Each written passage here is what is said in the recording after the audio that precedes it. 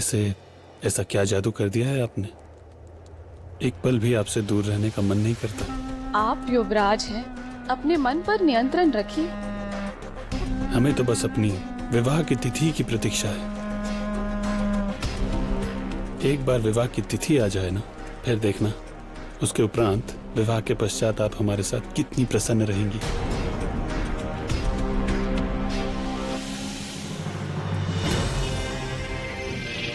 पिशाचिनी तो हर स्थिति में प्रसन्न रहती है। तुम अपनी प्रसन्नता की चिंता करो। कुछ कहा आपने? नहीं राजकुमार, मैं तो अपनी प्रसन्नता के बारे में सोच रही थी।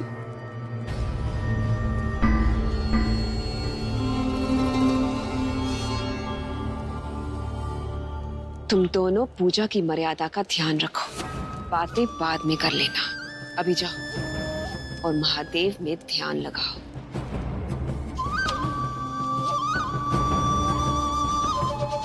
और तुम हमारे पुत्र से दूर रहो। मुझे आपके पुत्र से कोई लगाव नहीं, वही मेरे पीछे पड़ा है। अपने उद्देश्य में ध्यान लगाओगी तो भारमल से पीछा स्वयं ही छूट जाएगा।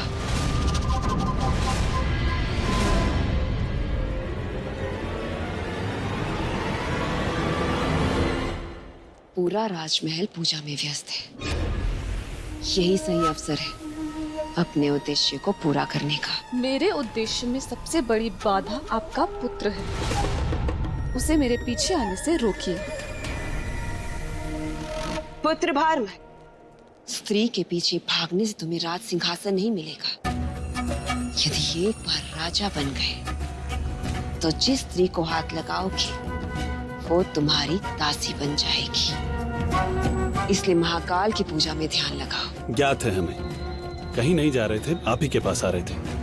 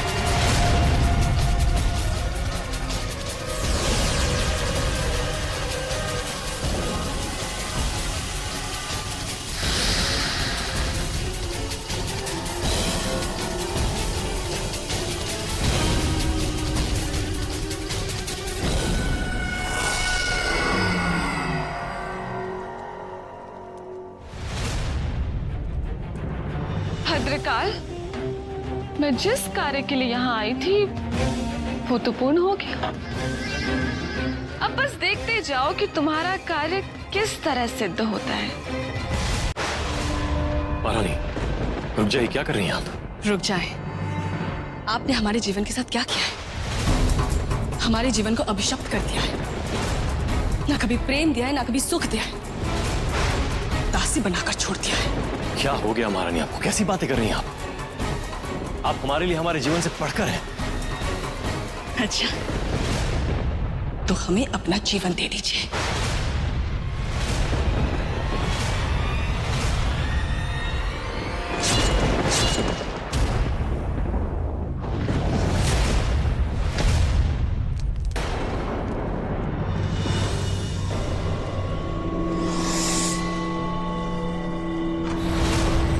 ये नहीं हो सकता।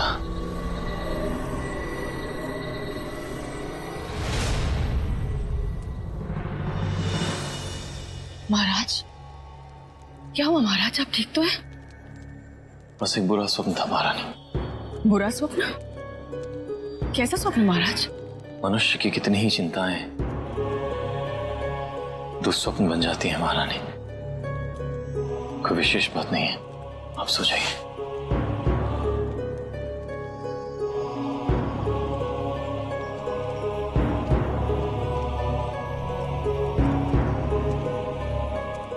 महाराज को अचानक क्या हो गया? ऐसी कौन सी चिंता है जो वो हमसे भी नहीं कह पा रहे?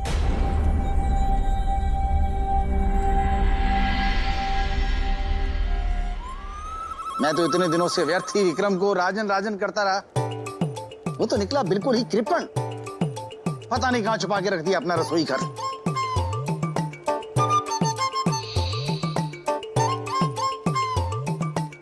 भोजन की सुगंध, लगता है आसपास ही कहीं रसोई घर है। बेताल, ये सेनापति ऐसे मेरे पीछे पड़ गया जैसे गुड़ के पीछे मक्खी। कहां छुपा है बेताल? चाहे कुछ भी हो जाए, आज मैं बेताल को खोज कर ही रहूंगा।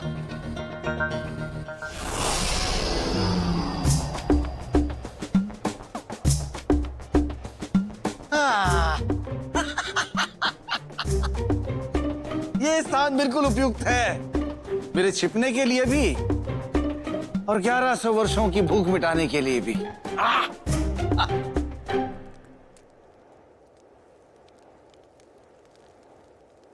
बेताल,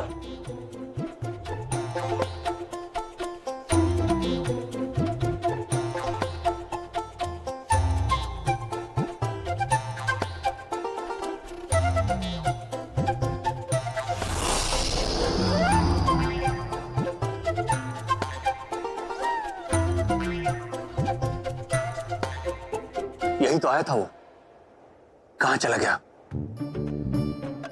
बेताल, तुम कहीं भी छुप जाओ, आज मेरे हाथों से बचोगे नहीं।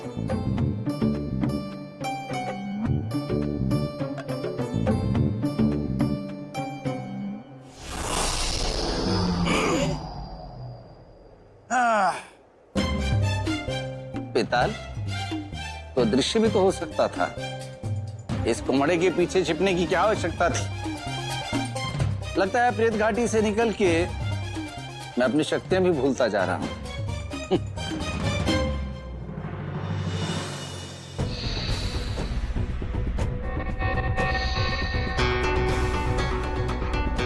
फिर वही प्रेतगंध।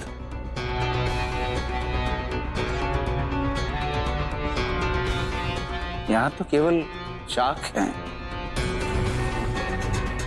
फिर ये प्रेतगंध कैसे? प्रेत भी यहां केवल मैं ही हूं। क्या कोई और प्रेत?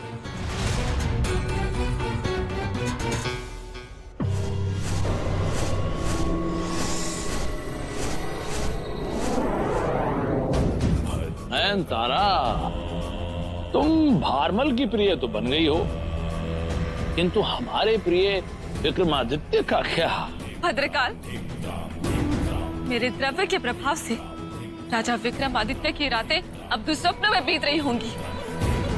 जागते हुए जो उसका प्रिय होगा, स्वप्न में वही उसका शत्रु बन जाएगा। भद्रकाल के साथ शत्रुता करने का दुस्साहस किया ना उस विक्रमादित्य ने, अब उसके दुस्वप्न ही उसके जीवन की सबसे बड़ी निराशा बन जाएंगे। भद्रकाल, यदि विक्रम के अंत से तुम्हें बेताल मिल सकता है तो उसकी प्रतीक्षा क्यों? मैं एक क्षण भर में विक्रम को दूसरे लोक में पहुंचा सकती हूँ। नयनतारा, नयनतारा, मैं तुम्हारी मुक्ति की आकांक्षा समझता हूँ, किंतु यदि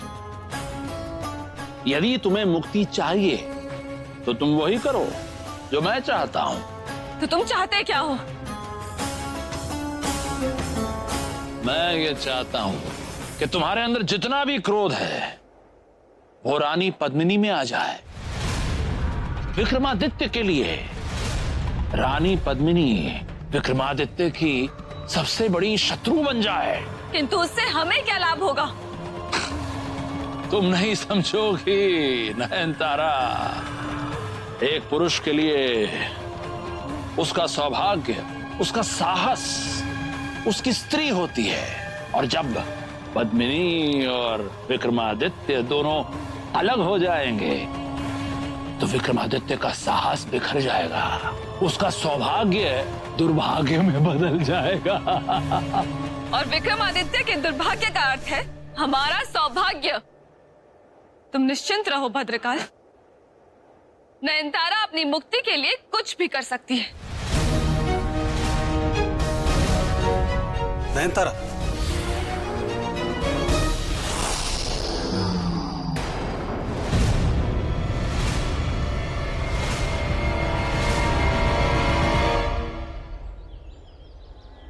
बात क्या महाराज, आपके मुख पर ये चिंता की रेखाएं कैसी?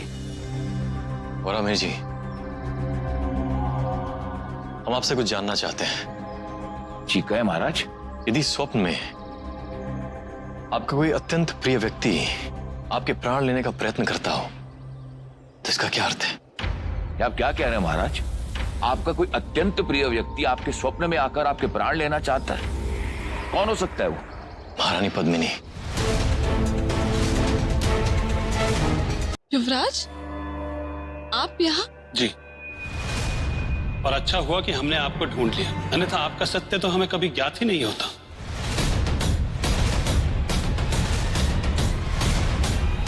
सत्य? कैसा सत्य? यही कि आप जैसी दिखती हैं वैसी है नहीं। जैसा आप सभी के समक्ष ये दिखाती है ना कि आप हमसे प्रेम नहीं करती, ऐसा नहीं है। आप हमसे प्रेम करती है, अन्यथा आप प्रतिदिन हमारी यहां प्रतीक्षा नहीं करती, है ना?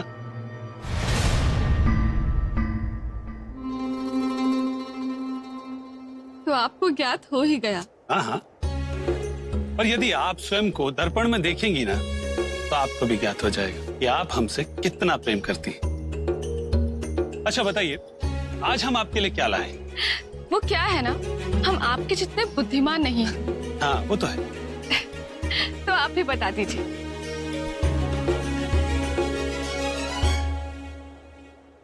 अपनी वाटिका के सबसे खूबसूरत पुष्प एकत्रित करके हमने आपके लिए बनाया।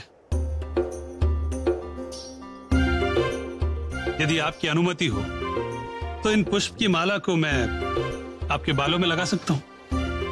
अब आप इतने प्रेम से लाए हैं तो मैं मना कैसे कर सकती हूँ?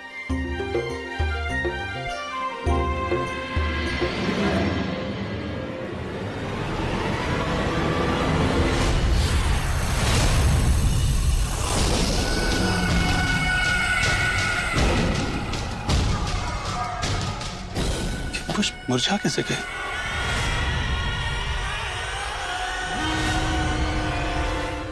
स्वप्न सिद्धांत के अनुसार इसका क्या अर्थ हो सकता है वरामेर जी? महाराज, मेरे अभ्यास के बल पर मैं इतना कह सकता हूं कि अवश्य आप किसी नकारात्मक शक्ति के संपर्क में आए हैं, जिसके कारणवश आपको ये नकारात्मक स्वप्न आ रहे हैं। किंतु वरामेर जी, नकारात्मक शक्तियों का हमारे स्वप्न से क्या लेना देना है? महाराज, ये नकारात्मक शक्तियां केवल मनुष्य के मन और मस्तिष्क को समाप्त नहीं करती हैं, ये मनुष्य की सकारात्मकता को पूर्ण रूप से नष्ट कर देती हैं, जिसका कारण है ये दुस्वप्न।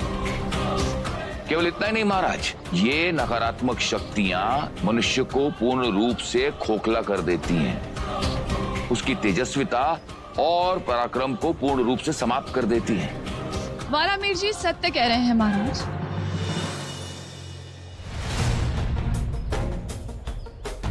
नयनतारा, तुम यहाँ?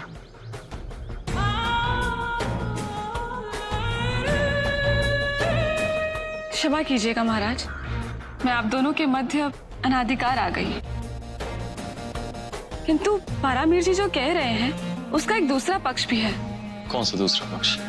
महाराज, स्वप्न में भविष्य के संकेत होते हैं। हो सकता है कि आपने जो स्वप्न देखा है वो आपके उसी प्रियजन के मन में छुपे हुए आपके प्रति नकारात्मक विचार हो, उनकी अभिव्यक्ति हो सकता है कि भविष्य में आपके साथ जो घटना होने वाली है आपने उसी का स्वप्न देखा हो।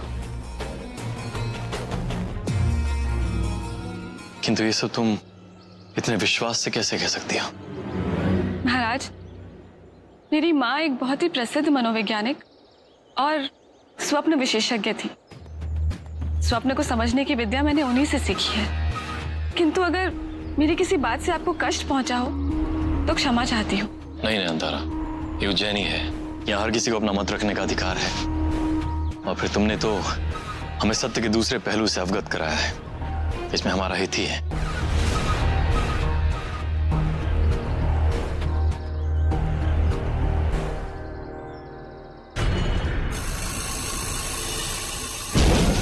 विक्रमादित्य, अभी तो ये पहली सीढ़ी है, आगे आगे देखो। तुम्हारे हित के बहाने ये नयनतारा तुम्हारे व्यक्तित्व को कितना खोखला कर देती है। सुनने में आया है इस महल में कोई प्रेत घुस आया है। क्या बात कर रही हो बहन? किसने बताया तुम्हें? ऐसी बातें कोई बोलता थोड़ी है, पर जानते सभी हैं।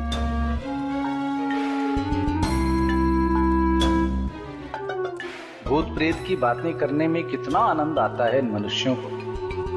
अब इनसे थोड़ा आनंद लेने का अधिकार तो मेरा भी बनता है।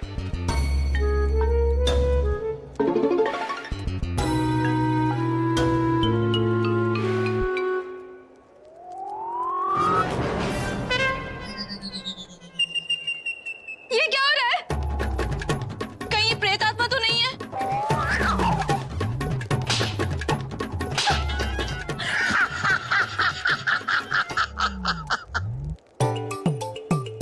प्रेत का सामना करने का साहस नहीं होता तो प्रेत की बात ही क्यों करते हैं ये मनुष्य लोग?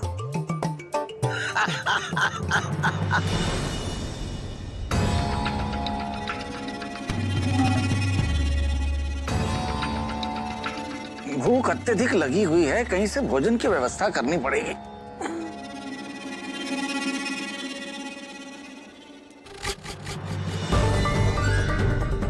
फिर वही प्रेत गंध।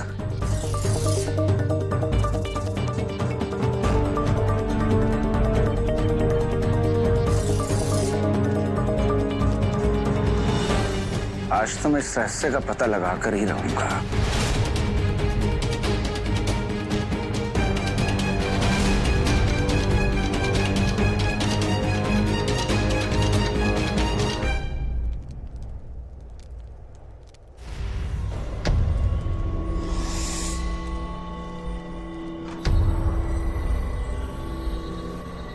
महारानी पद्मिनी और प्रेत, यदि ये सत्य है तो ये सत्य मुझे विक्रम को बताना होगा।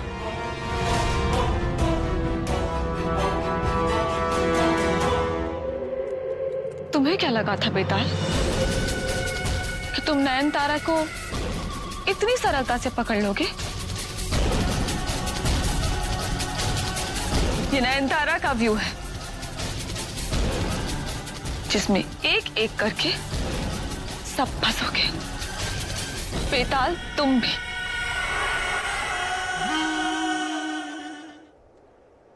महाराज, आप इतने विचलित क्यों लग रहे हैं? कहीं वो दुस्वप्न तो नहीं जो आपका पीछा नहीं छोड़ रहा है? तो स्वप्नों की कैसी चिंता महारानी, स्वप्न तो बस स्वप्न है, चिंता तो अपनों की होती है। महाराज, हम समझ गए, आप अवश्य ही हमें लेकर चिंतित हैं, परंतु आप हमारी चिंता छोड़ दीजिए, क्योंकि हमने अपनी सुरक्षा की व्यवस्था कर ली है।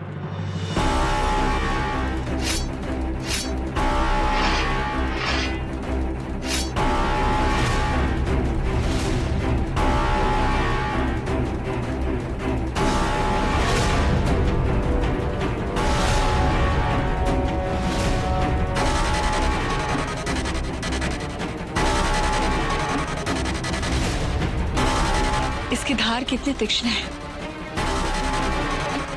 इसका एक ही स्पर्श किसी के प्राण ले सकते हैं।